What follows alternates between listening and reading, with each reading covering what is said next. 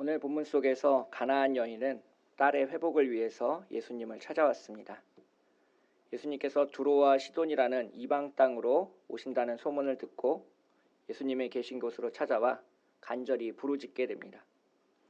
22절을 보시면 주 다윗의 자손이여 나를 불쌍히 여기소서 내 딸이 흉악하게 귀신 들렸나이다. 22절에 나타난 이 여인의 기도는 세 부분으로 나눠서 살펴볼 수 있습니다. 첫째, 예수님을 주님 그리고 다윗의 자손으로 부르고 있습니다. 이 다윗의 자손이라는 표현은 복음서에서 다윗의 자손으로 오실 메시아를 지칭하는 말이 되겠습니다.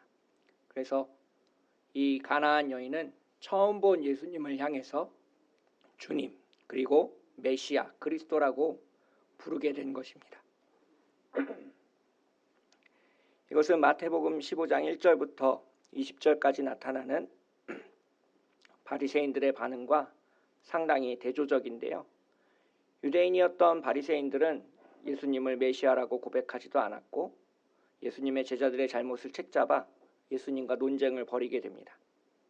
하나님의 아들이신 예수 그리스도를 온전히 고백해야 했던 사람들은 사실 유대인이요 바리새인들이었는데 역설적이게도 예수님을 향해서 주님 그리고 메시아라고 부른 사람은 이방 땅에 살고 있는 가나안 여인이었습니다. 오늘 본문 속에서 이 가나안 여성은 주님께 나를 불쌍히 여기소서라고 간청하고 있습니다. 바로 은혜의 출발점이 그리고 기적의 출발점이 나로 인한 것이 아니라 예수님께서 긍휼히 여기심으로 말미암아 이루어진다는 것을 고백한 것입니다. 우리가 기도에 대해서 흔히 오해하는 것이 있는데요. 기도를 커피 자판기처럼 생각하는 경우가 더러 있습니다.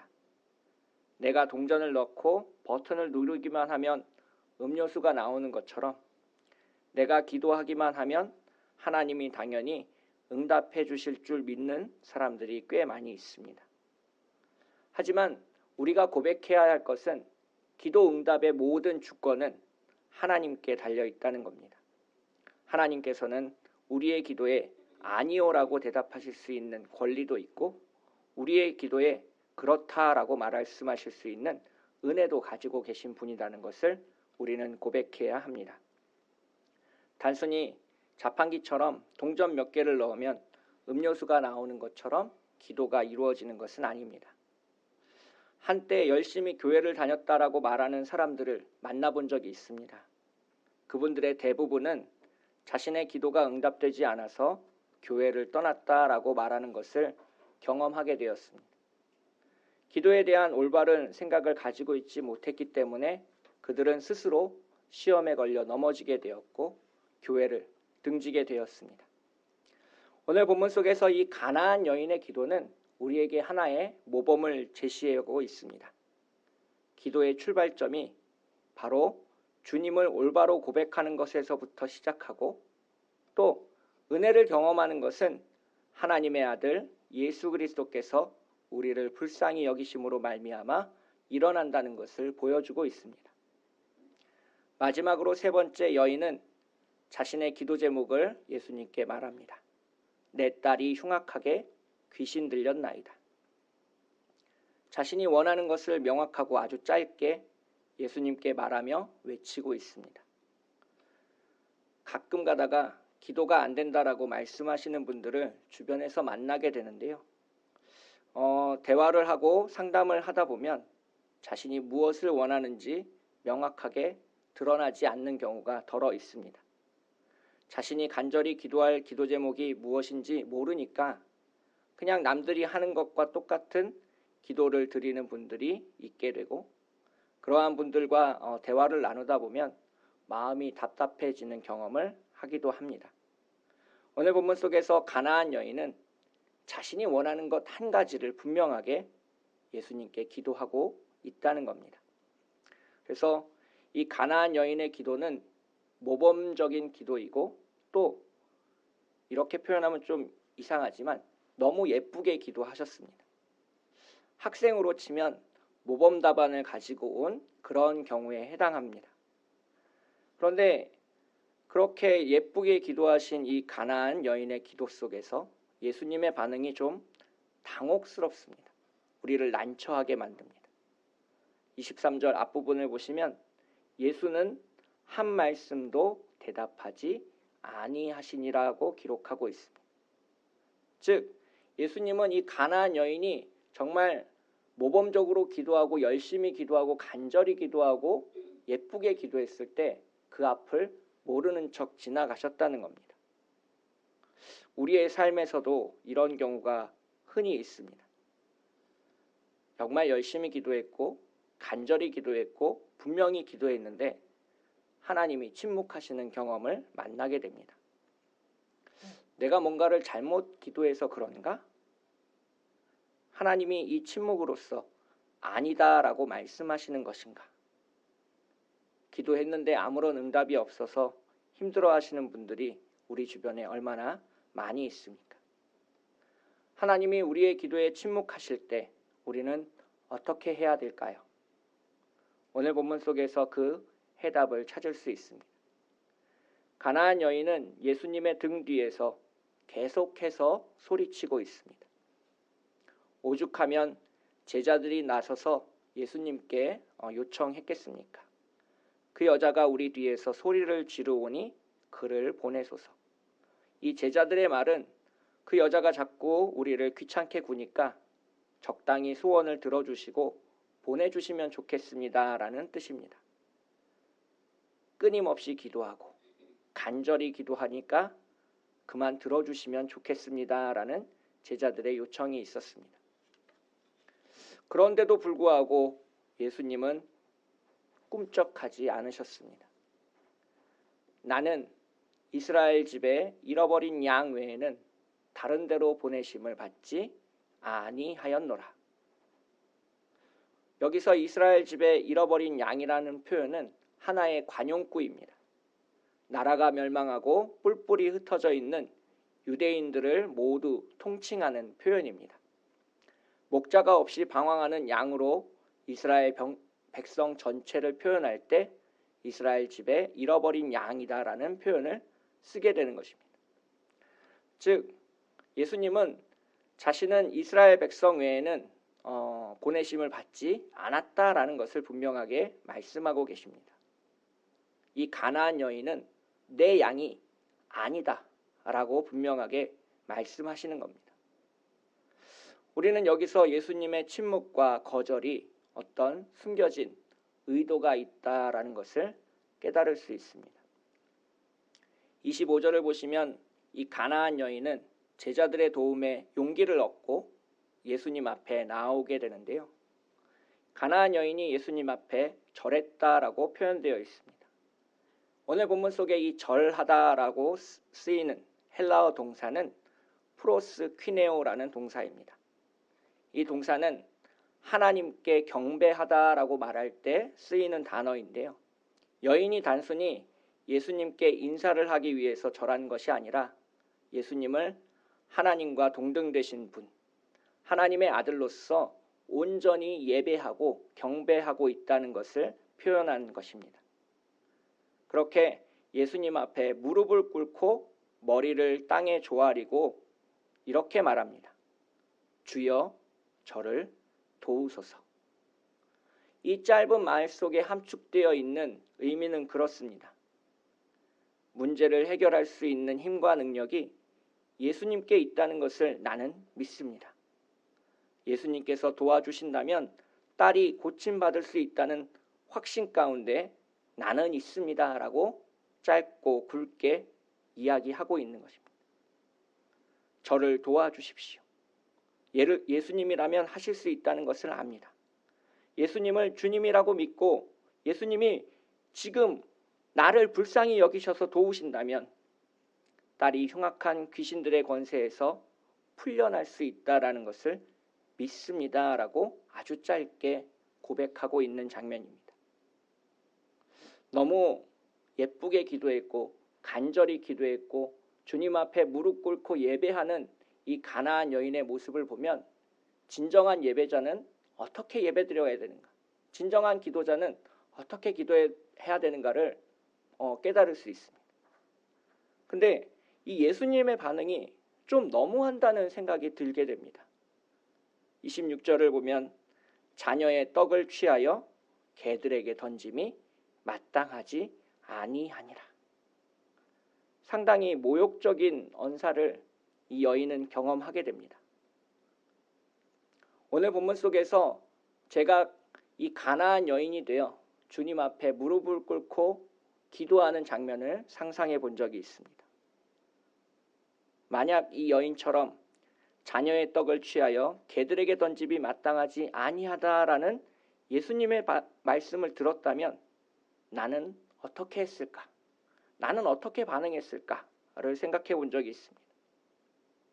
아마도 그 자리에서 일어나서 집으로 돌아가 버렸을 것 같습니다. 소문으로 들었을 때 예수님은 참 좋은 사람이었는데 직접 만나보니 교만한 사람이었다라고 주변에 말했을 것 같습니다. 그런데 여인의 반응은 달랐습니다. 이 가나안 여인은 예수님을 믿었고 그 믿음은 간절했습니다. 딸이 고침을 받을 수만 있다면 자신의 체면이야 어떻게 되어도 좋다는 어머니의 마음을 우리는 오늘 본문 속에서 읽을 수 있습니다. 주여 올소이다마는 개들도 제 주인의 상에서 떨어지는 부스러기를 먹나이다. 주님이 모욕적인 언사를 했음에도 불구하고 이 가나안 여인은 계속해서 예수님을 주님이라고 부르고 있습니다. 그녀의 믿음이 흔들리지 않았고 또 부스러기 은혜라도 있으면 내 딸이 고침을 받을 수 있다라는 확신 가운데 서 있었습니다. 오늘 본문 속에서 예수님께서 가나안 여인을 향해서 개에 비유한 것은 하나의 시험이었습니다. 그녀가 고백했던 그 신앙 고백들이 온전한 것인지, 그냥 다른 사람의 이야기를 듣고 따라한 것은 아니었는지, 그녀의 믿음이 흔들리고 있는 것은 아닌지, 확실히 반석 위에 서 있어서 자신을 모든 것을 내려놓을 수 있는 믿음을 가지고 있는지 예수님께서 질문하신 것입니다. 한 사람의 신앙인으로서 내 자아가 산산이 부서지고 그렇게 깨어진 내 자신이 주님만을 의지하게 됐을 때 할 수 있는 말들을 이 가나안 여인은 하고 있습니다. 개들도 제 주인의 상에서 떨어지는 부스러기를 먹나이다. 부스러기의 은혜만으로도 내 딸이 나을 수 있다는 믿음이 있었습니다. 조각조각 난 긍휼로 딸이 살아날 수만 있다면 자신의 체면쯤이야 얼마든지 내려놓을 수 있다라고 여인은 말하고 있는 겁니다. 기도응답의 마지막 단계에서 하나님은 때로 우리를 시험하실 때도 있습니다. 이 가나안 여인처럼 예수님께서 가나안 여인을 시험하신 것처럼 하나님 또한 우리의 마음을 흔드실 수 있습니다. 우리의 믿음이 확실하지 않다면, 우리의 믿음이 건강하지 않다면, 우리의 믿음이 튼튼하지 않다면 이 질문 앞에 우리는 넘어질 수 있습니다. 주님 앞에 자신의 명예와 체면과 모든 것을 내려놓을 수 있는 믿음이 건강한 믿음이고 확실한 믿음이고 간절한 믿음입니다. 간절히 기도하고 있는 기도 제목을 가지고 계신다면 오늘 본문 속에 나타나는 가나안 여인처럼 기도하시는 우리 모두가 되시기를 축복합니다. 마지막에 예수님은 이 여인의 믿음을 칭찬하십니다. 내 믿음이 크도다, 내 소원대로 되리라. 이 믿음이 크다는 말은 마태복음 8장에서도 한번 등장하고 있습니다. 백부장을 칭찬하실 때 예수님께서 쓰신 말입니다. 예수님께서 백부장의 집을 방문하여서 그 하인을 고쳐준다라고 말씀하셨을 때 백부장은 예수님께서 자신의 집으로 오심을 감당하지 못하겠다라고 말하면서 주님께서 말씀만 하시면 내 하인이 나을 줄 믿습니다라고 고백하게 됩니다. 그 백부장의 믿음을 보시고 예수님께서 칭찬하시면서 이렇게 말씀하셨습니다. 내가 진실로 진실로 너희에게 이르노니 이스라엘 중 아무에게도 이만한 믿음을 보지 못하였노라. 오늘 본문 속에서 우리는 기도의 모범이 되는 가나안 여인의 모습을 살펴보았습니다. 그녀는 건강한 신앙 고백을 가지고 있었고 주님의 긍휼을 바라고 있었습니다. 그녀는 예수님의 침묵에도 불구하고 끝까지 포기하지 않고 끈질기게 기도했습니다. 주님 앞에 무릎 꿇고 간청했습니다. 주님께서 시험을 주셨을 때 모든 것을 내려놓으며 부스러기의 은혜를 간구했습니다.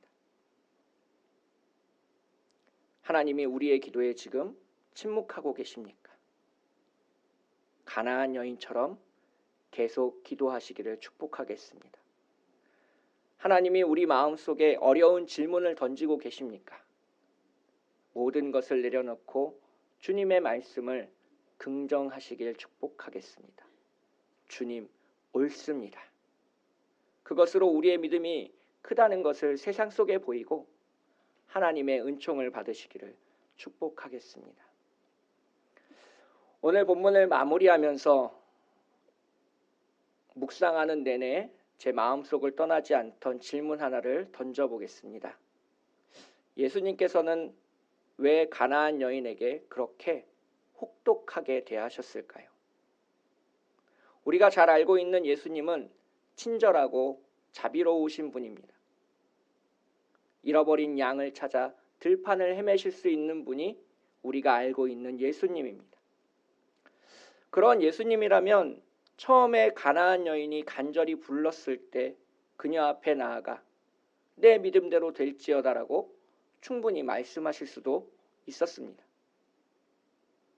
왜 예수님은 여인의 기도를 3번이나 거절하셨을까요?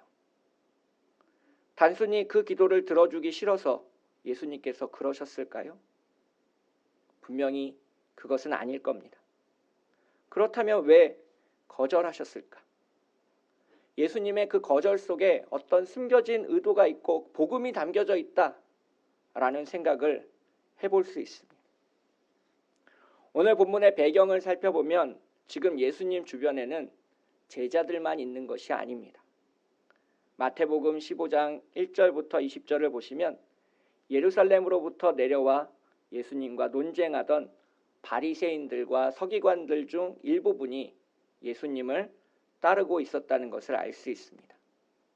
예수님이 아주 사소한 잘못이라도 하면 그것을 빌미로 고발하기 위해서 슬며시 예수님의 무리와 함께 섞여 있는 사람들이었습니다.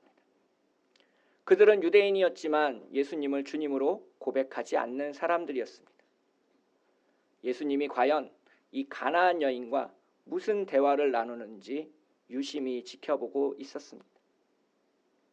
오늘 본문 속에서 우리가 기억해야 될 것은 내 믿음이 크도다라는 칭찬을 들은 사람이 예수님과 오랫동안 함께한 제자들도 아니고 율법을 정말 잘 알고 있어서 하나님을 잘 안다라고 고백하는 유대인들도 아니고 예수님을 지금 처음 만나서 처음 고백하는 이방인 여자, 부정하다고 생각되는 가나안 여인의 믿음에 예수님이 칭찬하고 계신다는 겁니다.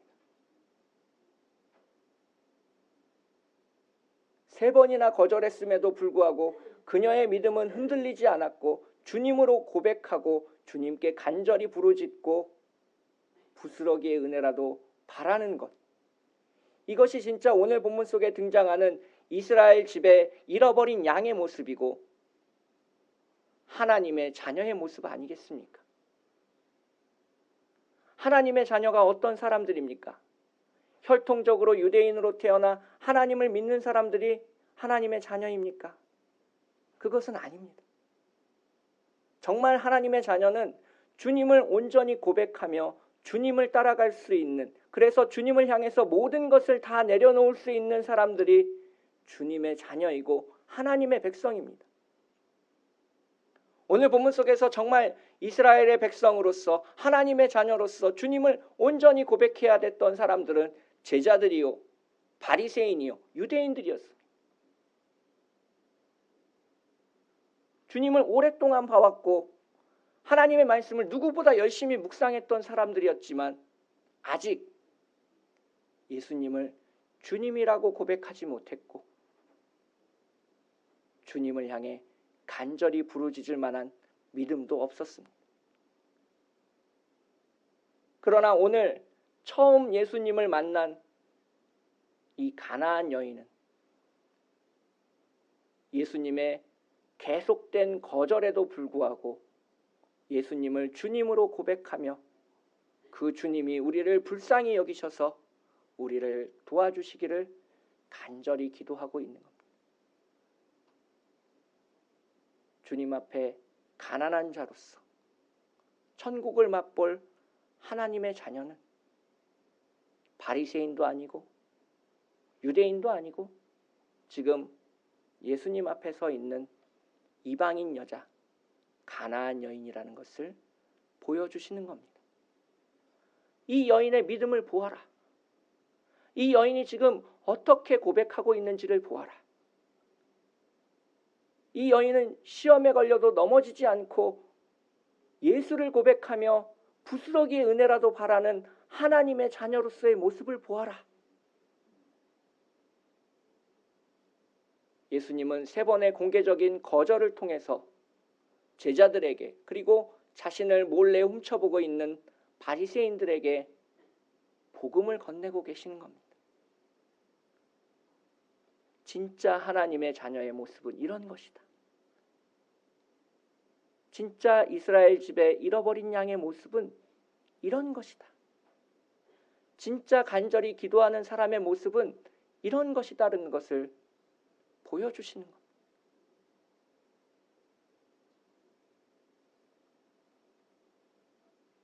오늘 우리의 기도가 응답되지 않아서 상한 마음이 계시다면 가나안 여인의 믿음을 본받으시길 축복하겠습니다.